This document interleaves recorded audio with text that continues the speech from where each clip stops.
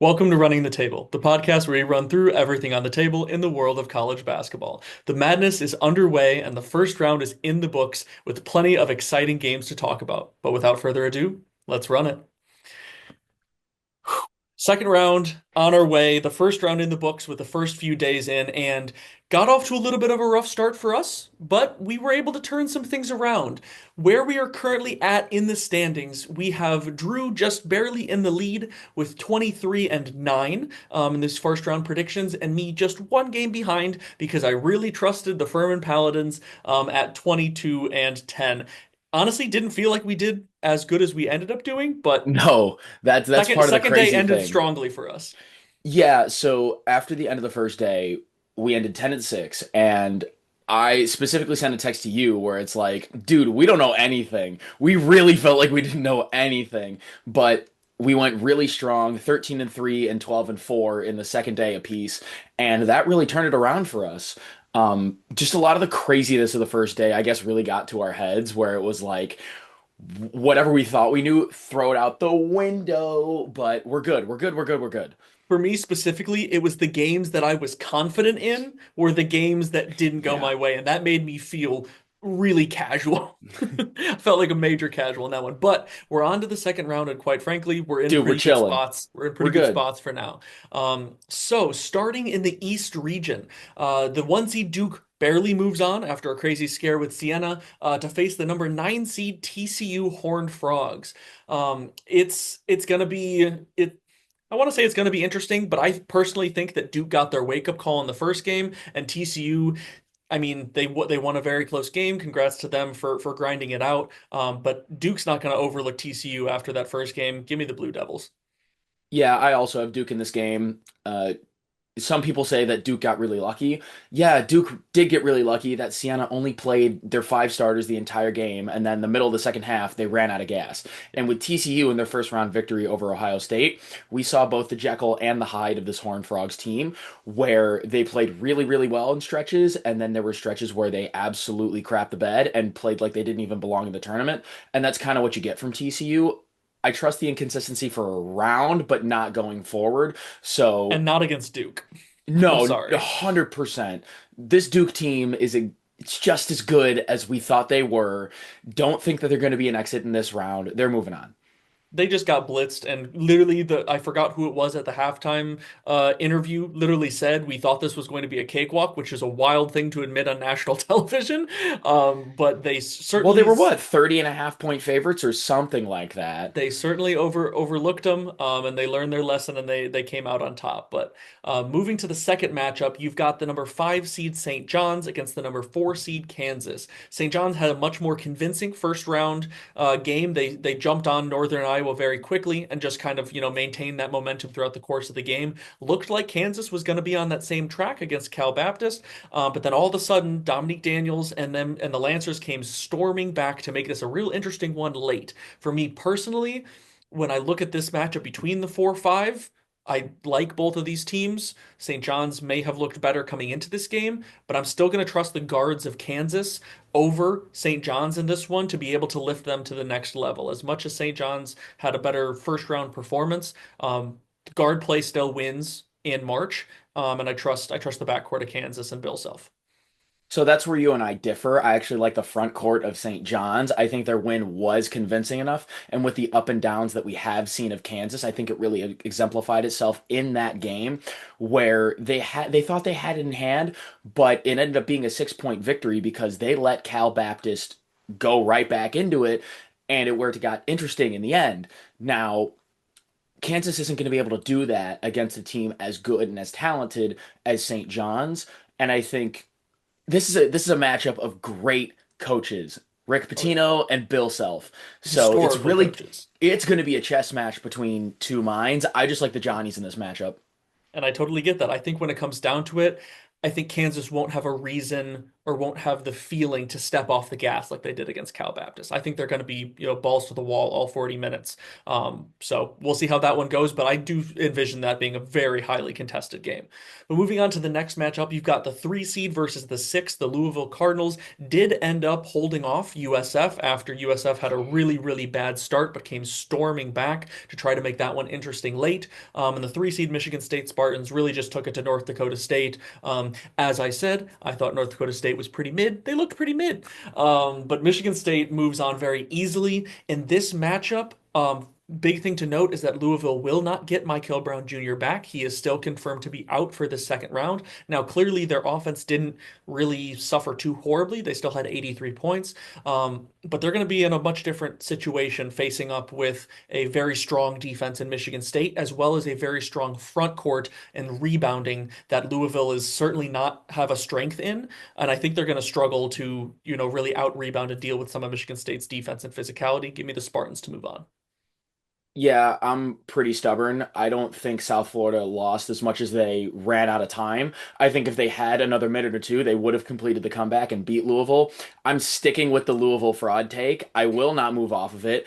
I will take Michigan State to cover whatever spread that they may have for all of you betting people out there. Um, yeah, it's the size, it's the defense, it's the rebounding, it's the athleticism, especially with Louisville not having Michael Brown Jr., I think that's going to make an even bigger difference. Spartans, please. Izzo is made for March. He is, and he has plenty of success to back that up. But we move to the last matchup in the East region. It's the 7 seed UCLA Bruins, who did survive a comeback attempt from UCF after pretty much holding on to that game pretty handedly for most of it after they extended out to a lead. That was Um, just the game that wouldn't end. it, I it thought that game was over maybe 15 minutes before it actually yeah. ended, except there was still 50 seconds, 30 seconds, 20 seconds, 10 seconds, 5 seconds left on the clock. And credit to UCF, they hit a bunch of big threes down the stretch, but UCLA made their free throws, and it was all the difference. And Tim, how about your Paladins, my guy? What happened? Hey, I gotta say, I have to give them a lot of credit. They did, they did give UConn a battle. And for a good portion of that game, I was like, they're right in this. All they need is one good run. The problem is they could not figure out Terrace Reed. Terrace Reed had 31 points and 27 rebounds. He himself out rebounded the entire Furman Paladins team. If they had Hey, literally that's a just been grown able to man. if That's they a literally grown had man just been right there. figured out how to get a couple more rebounds, I really think they would have been fine because UConn looked horrible from three. And guess what? I'm going to keep fading UConn based on how I saw, or for what I saw out of them in this game, and especially them struggling to shoot from three with UCLA being able to put up that performance in the first round without Bilodeau back. Reports were that Bilodeau was going to play. He did not. It's still uncertain whether or not he'll be back for the second round, but if they get him back, I really think that Donovan Dent, and Bilodeau and the rest of those guys are really going to be able to control this game a lot more than Furman was maybe able to, especially, on the glass and on the offensive end. So I like the Bruins and the way that they're coming together at this time. So I'm going to send them on. So, as much as I love the Big East, I like being right more, which a lot of things we're learning out about me in this episode. Um, I want to pick UConn. I had them in the first round, but Are you really I don't going think with they're, me with the Bruins? dude, I don't think I'm gonna get another Terrace Reed performance like that. I Ah, like how hot the UCLA Bruins have been. I like the ability to close out games, even when you had a UCF team that wouldn't quit. I like the coaching matchup as well. Mick Cronin and Dan Hurley. that'd be fun. You got two Very angry angry men. coaches. Yeah, you got two angry dudes on the sidelines. But in my brackets, I had this matchup pinned, and I had UCLA moving in a lot of them. I'm gonna trust my brackets. I'm gonna go with the Bruins as well. I love it. That's surprising to see from a Big East man like yourself, but it takes a big man to stick with your brackets there. I don't know, So man. I like being right more. I don't think we're gonna get the UConn victory again. I really don't. I would love for the good of the Big East to be proven wrong. well, we'll see if UConn gets Silas Demery back because that would be a big boost for them. You have both sides have an uncertain going into that matchup. So, but moving on to the But South we region. post this video before we know any of that. Yep. We have no idea. So we'll find out with the rest of you as the next 2 days, transpire. But moving on to the South region, we're going to try to keep this ball moving. You've got the number 1 seed Florida against the number 9 We're seed picking Iowa Florida. Hawkeyes. Let's not delay it any further. Iowa looked bad. Florida looked unreal. Gators moving on. Yeah. We did say in the first round video that whoever won Clemson and Iowa was going to lose to Florida, and And we are it not changing our tune. I am cementing that even more after watching Florida absolutely Stamp dismantle it, Prairie hammer View. it. Yes. Moving on, we've got the 5 seed versus the 4 seed. Vanderbilt had a pretty solid performance against McNeese State. They held it pretty close, but then Vanderbilt pulled away late, and the Nebraska Cornhuskers have officially won their first NCAA tournament game in men's basketball history, which is amazing for them. They got hot from three, and Troy looked horrible. They had 47 points. The thing for me in this matchup, it took Nebraska getting hot from three, Price Sanford hitting seven, the team as a whole hitting 14, just for them to get to 76 points. I don't know if I trust their offense to outduel Vandy's. I think the matchup really comes down to Vandy's offense against Nebraska's defense. That's being, the strength of both of those teams. And I unfortunately do think that Vanderbilt will probably have a little bit more firepower, a little bit more left in the tank against Nebraska. So I'm going to go with the Commodores. Yeah, I love Vanderbilt's guards. So, and you're absolutely correct. It is Vandy's offense versus Nebraska's defense.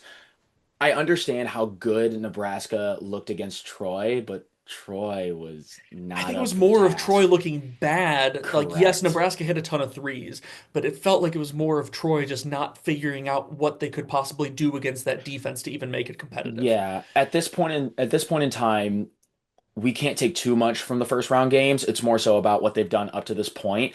And given how good Vanderbilt looked in the SEC tournament, and then they continued to survive and advance into the second round, I will take Vanderbilt. Like I said, I like their guards. I don't know. On the flip side, if you take Vanderbilt's defense versus Nebraska's offense, who you trust more, I will trust Vanderbilt's defense to play a tight, clean, physical game, It a comes down more to well-rounded consistency. game. I just don't know if Nebraska has the consistency to put up I that don't type of either. offensive performance again. But we're both taking Vanderbilt is the grander point here. Exactly. So moving on, we have the 11 seed VCU Virginia Commonwealth with a massive, insane comeback down What a 19 game. What a against game. Northwestern, storms back to force overtime, and then Against come out who? on top against North Carolina. There Um, you go. what did I say the first time? Northwestern. North something. Might as well have been Well, either Northwestern with the way way, that they looked. well, Northwestern and North Carolina are both watching this second round game from home, so does it really Exactly. matter? And you know who's also going to be watching it from home? Penn University, because they got dismantled by Illinois, especially on the glass. I told you so. Illinois looked incredible, Not ends up with not that much though. 105. Maybe not that No. much, but No, it no, no, is no, no, no, no, no, exactly what no. I thought was going You to you happen. did say you did say that Penn was going to get absolutely wiped by Illinois in the glass, but there's no chance that you thought that Illinois was going I'm to sorry, do you dominate need the do you need boards me to start that predicting the significantly. margin now? Yes, but it was so dominantly impressive that once Illinois started hitting their shots in that Penn game, it's like, don't really got a chance. The dream, I think, was dead by about 8 minutes to go in the first half. Yeah, I was gonna And say a little then, bit after 10 minutes in, it was like, yeah, because they kept it close, and then I had some hope, and then Illinois started, doing their then the thing with the dream Balkan died. boys. Yeah. And here's the thing, I like the way that Illinois played so much that I can't deny them against VCU. I'm gonna go with the Balkan boys and Wagler, and they're gonna keep on rolling. I think VCU is going to have the same difficulties that Penn did, maybe not quite as much, but you look even at their first round matchup, the whole reason that North Mirkovic is a Carolina was menace on the well, the whole board. reason that North Carolina was in it was Henry Visar was the one that was really kind of taken over. It wasn't really any of Seth Trimble, so I think that they're going to continue to have difficulty with some of those interior presences, and almost nobody has it better than Illinois. So give me the Fighting Illini to move on in that one as well. But moving to the last game of this region, you've got the 10 seed Texas A&M Aggies who won an absolute garbage fest of a game against St. Mary's. I am so disappointed in a St. Mary's team that I thought was going to be able to take control and knock down some shots. They only end up with 50 points in that game. Ugly. Um, and on the We flip we both side, thought we both thought St. Mary's is going to be a lot better than what they showed. I got They I were got to certainly start a learning that lot the better. Randy Bennett and NCAA tournament time have not been great in recent years. That's the big difference. They've been a max second round team, and they didn't even make it that far in this one. But That's a huge difference. the other In side of this matchup is Houston, and Houston looked great against Idaho. They didn't necessarily score as crazy as a lot of the other two seeds, but they held Idaho to 47. I think when it comes down to it, Texas A&M still looked completely uninspiring. And I think they're going to have fits with Houston's very high pressure defense, mixed with their kind of just random explosiveness on offense. So I think it's a pretty obvious Houston pick for me on this one. Yeah, I agree. I'm still fading Buckyball. I still like the blend of freshmen and experienced veterans on Houston. Yep. And I had Houston as my national champion in a few brackets for a reason. They haven't given me a reason not to pick them yet, especially with how they dominated the champions of Starch Madness. We both thought it was going to be an absolute blowout, and it was. Roll Cougs. There you go. Heading over to the West region, you've got the one seed Arizona Wildcats against the nine seed Utah State. I was able to get that one correct. I think Utah State did look pretty solid in their win over Villanova. They really only pulled away with late, but Arizona looked dominant as potentially expected. And the big thing is I think Utah State is a great scoring team, but they are also very much going to struggle with the size and physicality of Arizona. Most teams are going to struggle with that. So as much as I loved their performance in the first one, it was really hard for me to think of any type of possibility, any type of game where Utah State comes away with this one. So give me Zona. Yeah, there's something in my gut that tells me this one could be an upset, but it's not gonna be. And you and I have been picking the same way all video long, and I want to go Utah State, but I'm not gonna go Utah State for the sake of picking against you, although that would be great for entertainment. Like I said, I like being right, so I'm gonna pick Arizona because I think they are still one of the best teams in the country. Yeah, when it comes to these like top one, top two, even some of these top three seeds, once again, the top of college basketball has separated itself so much from the rest of the league, it seems, that it's really hard to pick. Even with some of these games that ended up a little bit closer, it's really Yeah, hard to pick against some of these top teams because you know if they have a decent night, it's better than like 97% of the rest of the teams in college basketball. But moving on, you've got the matchup between the 12th seed High Point against 4 seed Arkansas, and high point, all credit to High Point. pointing high, I pointing did high, high not point. I did not I believe in High Point point after high. their first round exit against Purdue last I year. can't point any higher. You keep on trying, buddy. But they took it to Wisconsin. They battled all game long and they hit shots late when it mattered. They came up massively on defense as well. I think the big thing about that game though is if you get a couple more threes out of Wisconsin's guys that are so very capable and have done it so often, it's an entirely different game. And we wouldn't be talking about, as crazy of an upset as it was. Arkansas's offense still looks unreal. And I think as good as High Point looked and as much as they can score the ball, I don't see how they outscore Arkansas with Acuff playing as well as really just the entire supporting cast for them to put up 97 in that game. Everybody, had it going, and I don't think High Point has enough defense to really slow them down. So give me the Razorbacks. I completely agree. Although, how fun would it be It'd be making a crazy. statement that these high major teams need to play us? Well, no better way to prove it than beating one of One of the the hottest better, teams in the entirety yeah, of one of the entire country better within the last high, like 2 or 3 weeks. one of the better high major teams in the country, and a coach like John Calipari. That would be an excellent way to prove your point. But I think the team ball and the To guard prove your play. high point. Sorry, continue.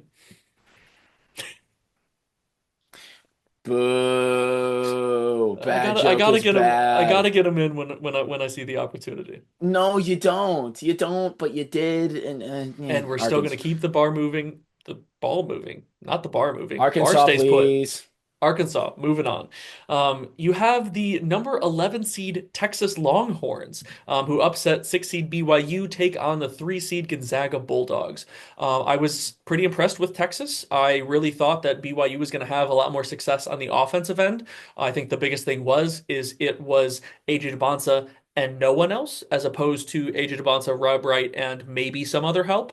I really think that if he had a little bit more help in this one, that you'd see the Cougars move on. But all credit to Texas. I feel like they kind of forced that. And on the other side, Gonzaga didn't look all that convincing against Kennesaw State. They only won by 9, put up 73 points. But really, when it comes down to their seniority, their experience, I really think that they're going to be able to take it to Texas, even with Texas having a center in Voikatitis that will Yeah, match up Vocatitis. that really will match up pretty decently with Graham Ike. I think that Gonzaga kind of got some of that rust off in the first game, and I think they'll come much more prepared to play in the second round game against Texas. So give me the Zags. Yeah, and before I get into this matchup, AJ Debonsa, you are an Indiana Pacer. Welcome to Indianapolis. That's going to be We'll see who super ends up fun with to the first watch. pick. And the Pacers will get the first overall pick. They will draft AJ Debonsa and they will win next year's NBA championship. But back to I college love that basketball. your book it in this video has to do with the NBA. Yeah, back to college basketball with, what this show and podcast is all about. That matchup between Vocatitis and Graham Ike is really what I'm looking at. Kind of And gonna decide it, I think. in the NCAA tournament, it's all about momentum. And I didn't think Texas was really even going to get past the first four. They survived in advance, and then they survived in advance again, even fending off BYU. I think there's a very, very big opportunity in front of them and Sean Miller to keep this momentum rolling. So I think they're going to go do just that. I think they will end up beating Gonzaga and advancing to the Sweet 16. Some team is going to surprise us and come out of nowhere. And as much as we faded Texas going into the NCAA tournament with what they showed in SEC play, I think it can be their one shining moment, and I think they can be the team to sprint into the second week. I like the Longhorns. It's very Hook 'em. possible they've been looking good in these first couple of games. The only thing that I will say about it is I think there is a chance that they might run out of steam just a little bit with their third game in 5 days. But other teams have done it. You know, you saw NC State play a ton of games between the conference tournament and then playing their way through the NCAA tournament. So it's certainly possible. It's kind of going to come down to what version of Gonzaga are you going to get? Are they going to bounce back? Or are they going to look kind of that same version of shaky, especially from the We can't outside? have the same pick every game, Tim. You are correct. We can't. But moving on to the last game of the West region, you have the Miami Hurricanes, Ooh, who did move ooh, on. this is gonna be fun. Exactly how we thought and how I thought that this matchup would go, both in our predictions as well as what I had said in Purdue's Path to the Final Four video. And Purdue did exactly what they needed to do. They looked extremely convincing against Queens. The offense was humming on all cylinders. Braden Smith is your new NCAA all-time assist leader. And now you have a very fun matchup in the second round. I think the thing that's going to come down to is I don't know if Miami has enough in the front court to match up with Purdue's bigs, especially if you can get both TKR and Clough going. TKR went crazy in this first round game, looked super efficient and dominant. But But especially what if happens when Purdue plays Daniel Jacobson 35 minutes? good thing we won't. Absolutely But not. imagine if they did. Thankfully, they won't. Yeah. But Yeah. part of the big thing about Purdue's first round matchup, though, is you got both Braden Smith and Fletcher Lawyer and CJ Cox going from beyond the arc. I think getting those guys to see those shots from deep fall is going to really propel that offense to reaching higher heights as the tournament goes on. So, obviously, it's no surprise that I'm going to trust the Boilermakers in this one, but I think it makes sense with the matchup as well. So, yes, you mentioned how much success they had shooting threes. I think that's going to be very, very hard to sustain, especially when you have a much better team, a much more experienced team in Miami, where you have not necessarily them playing together as a team in this spot, but you definitely have your team leaders that have experience in the NCAA tournament. And, doing stuff on this channel has definitely converted me into a Purdue believer, a Purdue supporter. Um, but you know where my heart lies. That I do. It's a Canes thing, baby. Everybody else I just wouldn't understand. understand. I gotta pick Miami, and this is probably the one time where I'll really feel confident picking against Purdue, but Miami is the most improved team from last year to this year in college basketball for a reason. I like the coaching.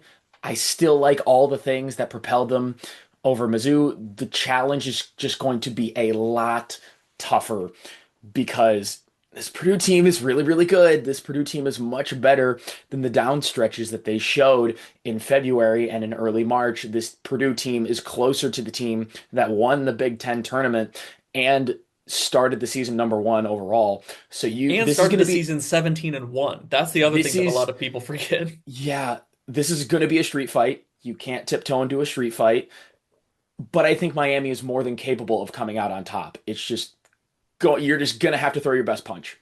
More than capable. I think the my only devil's advocate to a lot of the points is who's going to check TKR because Malik Renew has experience against TKR and TKR looks at that and says food. And secondly, This and Indiana. we have experience against both Trey Donaldson and Malik Renew.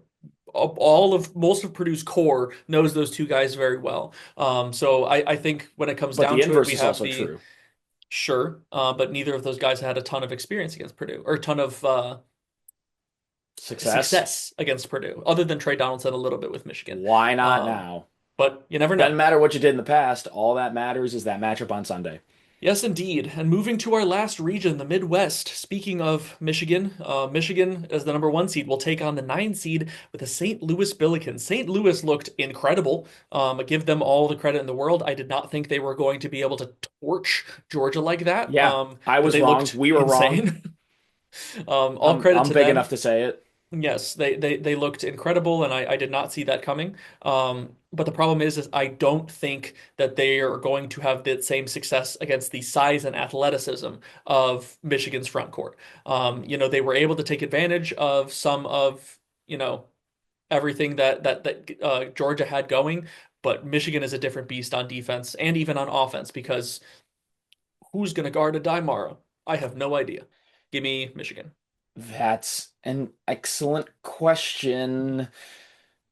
Although, if St. Louis is going to look as good as they did against Georgia and absolutely blow them out, like it wasn't even close, they have a fighting chance against the Wolverines.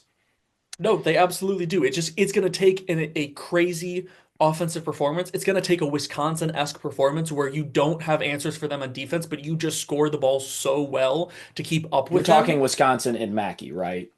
No, I'm talking Wisconsin beating Michigan at Michigan.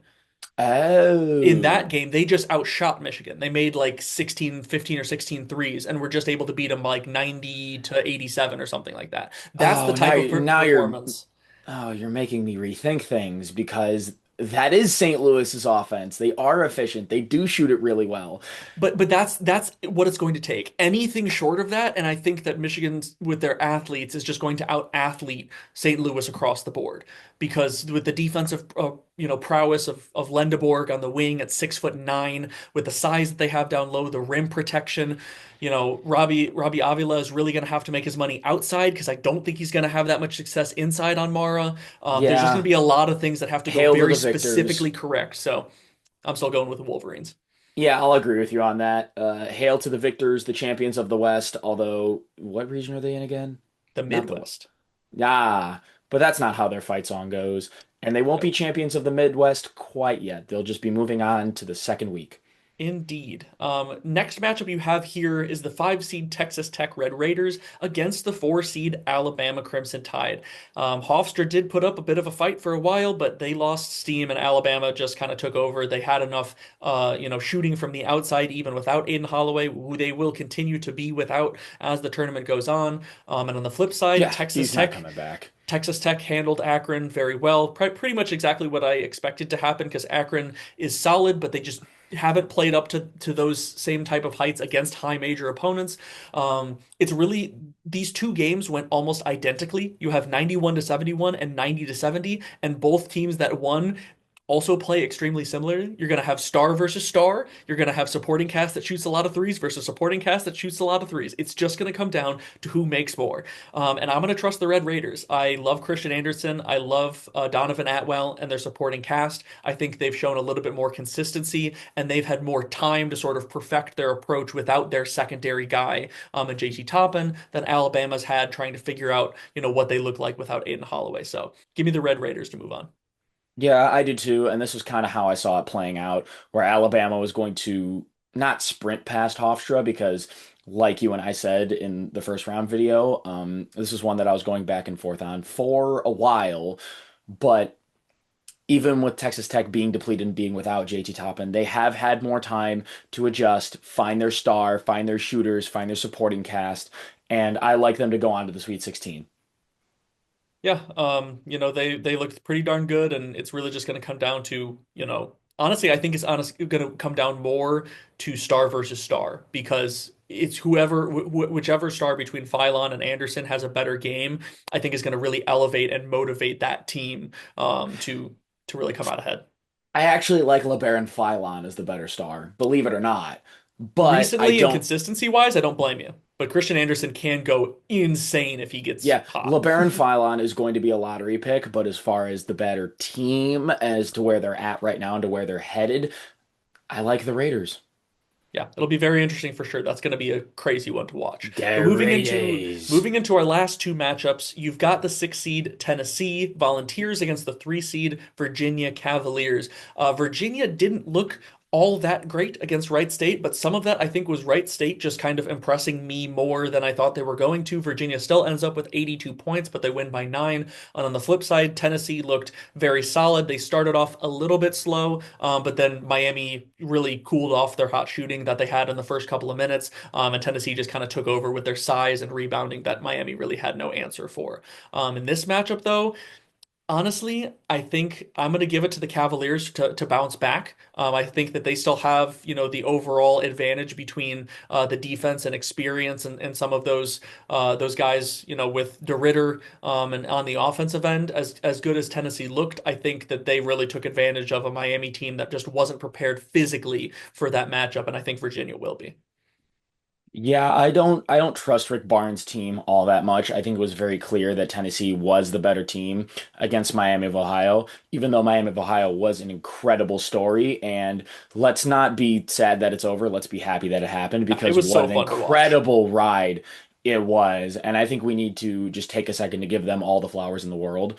But yeah, the only limiting factor on this Virginia team is that they lost to Butler earlier in the year on a neutral floor, and I can't get that game out of my head. But I understand it. it's like I can't believe that's the same team that's going to be going to the Sweet But that's the 16. question is it the same team? Like, how many months ago did that happen? Like, is Purdue the same team now that got beat by 20 plus by Iowa State It's in it's an Mackey? evolution. No. It's an evolution throughout the year. I do like the Cavaliers. I'm a little annoyed that we're picking so evenly in this video, but we do think relatively similarly in terms of college basketball and how these games work, and where the top teams are just that much better. I That's kind of trust the Virginia. problem in this NIL era. I trust Virginia more than I trust Tennessee, and I kind of hate it, but that's what we're doing. It is what it is, and it be what it be. But moving to our last And it do what it matchup, do. and it do what it do. And who do? Not Kentucky. They escaped that game against Santa Clara. I think Santa Clara really deserved to win that one. With a three to take the lead with Yeah. 2.4 left. Their coach trying to call a timeout. Refs didn't see it. Owe banks in a half quarter to send it to overtime. Incredible performance by him. All credit to him. He went way crazier than I thought he was capable of in this game. But the problem is it took a miracle game out of Otega Owe to beat Santa Clara, and Iowa State just dropped 108 on Tennessee Yeah, can I State. take Iowa State right now and then just kind of move on because I think this is a very cut and dry game. This is Yeah, about as cut and dry as we'll get in the second round, and it's our final game, so we get to move right on and get to the outro. exactly. That one will wrap us up for this second round predictions. It was a very fun first round with a lot of crazy close games and also a lot of wild blowouts. It was kind of almost nothing in between. Um, So we'll see how things go.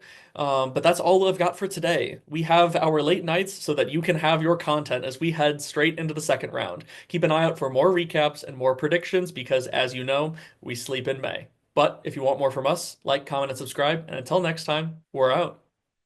The fun don't stop.